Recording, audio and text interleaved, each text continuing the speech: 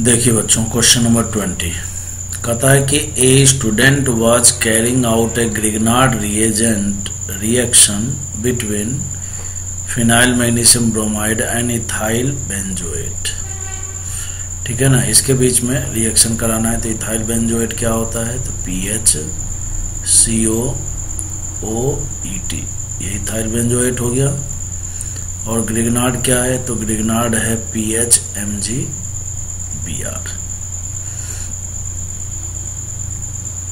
अब इसके बीच में रिएक्शन कराना है। कहता है C ran out of anhydrous ether. Anhydrous ether जो है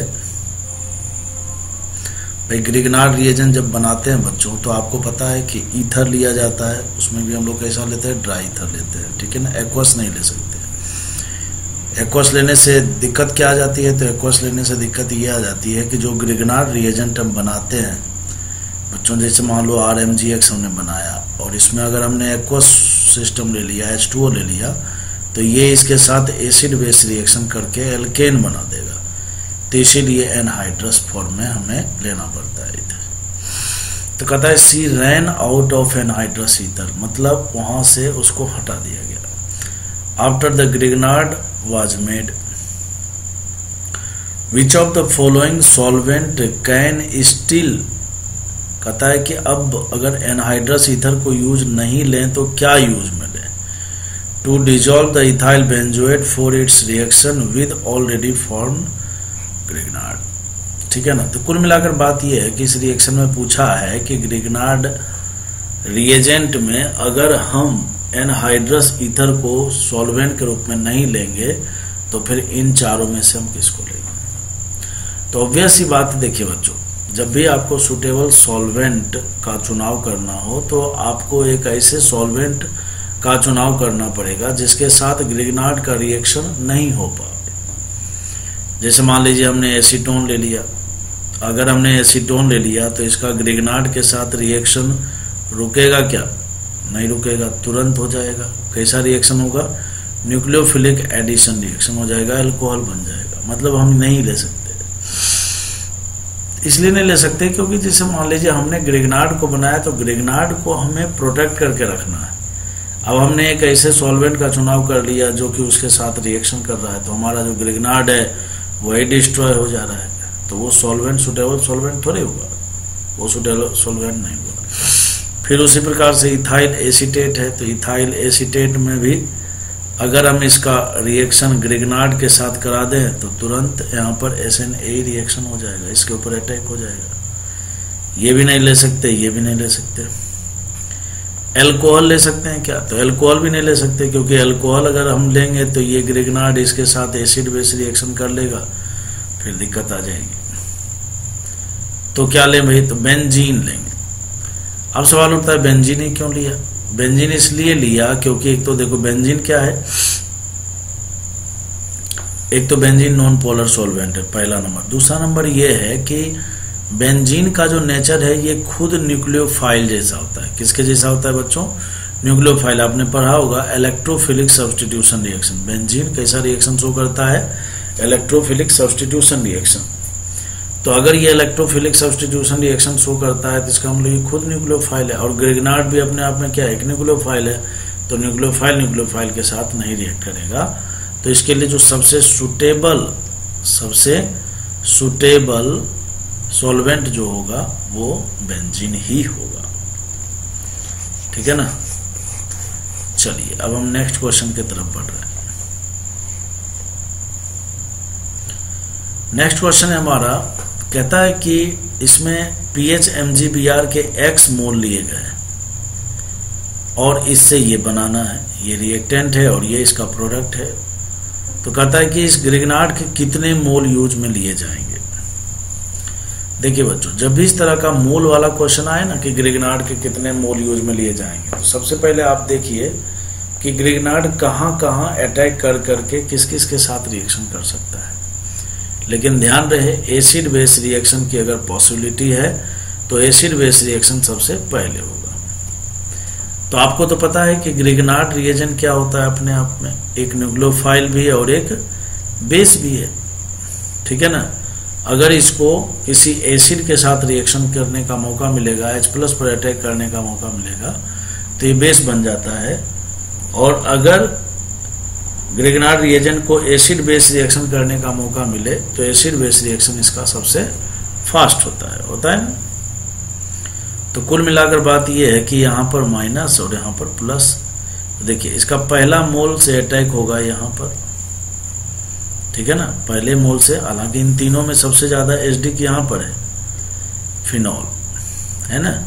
सबसे पहले अटैक यहाँ पर होगा, तो बोले तो 1 मोल यहाँ पर यूज होगा, फिर उसके बाद एल्कोहल, और फिर उसके बाद एमीन। समझ में आई बात। इन तीनों में सबसे ज्यादा एसिडिक कौन सा है? इन तीनों में सबसे ज्यादा एसिडिक फिनॉल है, फिर ये है और फिर ये। कुल मिलाकर बात यह है कि इन तीनों के साथ इसका एसिड बेस रिएक्शन हो जाएगा और बहुत आसानी से होगा। तो 3 मोल तो यहां पर यूज ले लिए गए। अब जैसा कि आप इस प्रोडक्ट को देख करके आप समझ सकते हो, यहां पर देखो इस वाले कार्बन पर 2 फिनाइल लगा हुआ है। इसका मतलब ग्रिग्नार्ड रिएजेंट के 2 मोल यहां पर यूज में लिए गए, है ना। 2 मोल यहां पर यूज में लिए गए, तो टोटल कितने मोल यूज में लिए गए? 5 मोल यूज में लिए गए, ठीक है ना। अब आपके दिमाग में एक बात आएगी या आ सकती है कि सर मुझे एक बात बताओ कि अगर ग्रिग्नार्ड ने यहां से H+ को रिमूव कर दिया तो फिर ये H यहां पर आया कैसे? है ना इंटरेस्टिंग बात। H आया कैसे? देखिए बच्चों, बाद में सेकेंड स्टेप में प्रोटोनेशन भी तो किया गया है ना दोबारा।